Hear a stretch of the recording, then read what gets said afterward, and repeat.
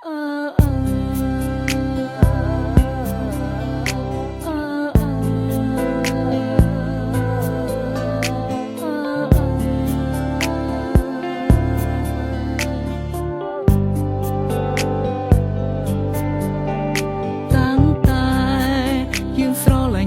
ងតែងតែលាក់បាំងអូ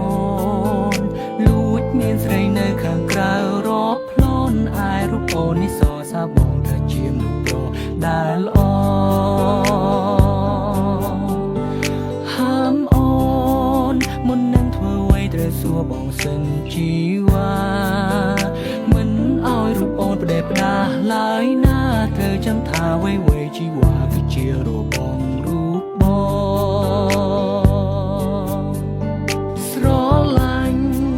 រូបអូនខ្លាំងណាស់ចង់ប្រាប់ថាខ្វះមិនបានតែសុំត្រឹមយ៉ាងគឺបងចង់បានសេរីភាពមិនចង់ឲ្យអូនមកដាក់គំនាបលើជីវិតប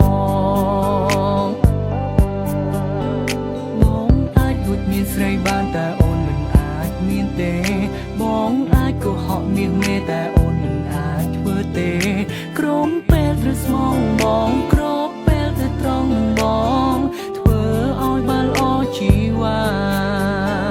ស្រឡាញ់រូបអូនប៉ុណ្ណាក៏បងនៅតែមានស្រីតែពាក្យមួយនេះមិនមែនមានន័យថាបងក្បត់ទេត្រឹមកុំដល់អារម្មណ៍ពេលឆ្លោះនឹងមាសមេកុំប្រកាន់នឹងរូបបងបានទេ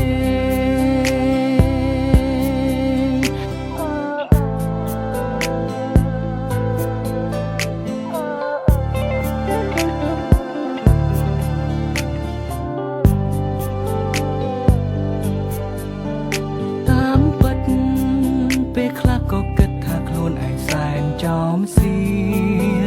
សង្សារល្អតែមិនកែមានឆ្លៀតចង់តែពីស្រីផ្សេងបើសិនថ្ងៃណាអូនតន់ជន់កែងបងនឹងស្រីផ្សេងទូត្រូវប្រឈមមុខគ្នាបែកឆ្វេងក៏បងមិនលែងដៃអូនឡើយជីវ៉ាស្រឡាញ់រូបអូនខ្លាំងណាស់ចង់ប្រាប់ថាខ្វះមិនបានតែសុំត្រឹមយ៉ាងគឺបងចង់បានសេរីភាពមិនចង់ឲ្យអូនមកដាក់គំនាបលើជីវិតបងតួបងជាប្រុសមិនល្អក៏មិនឲ្យអូនឈឺចាប់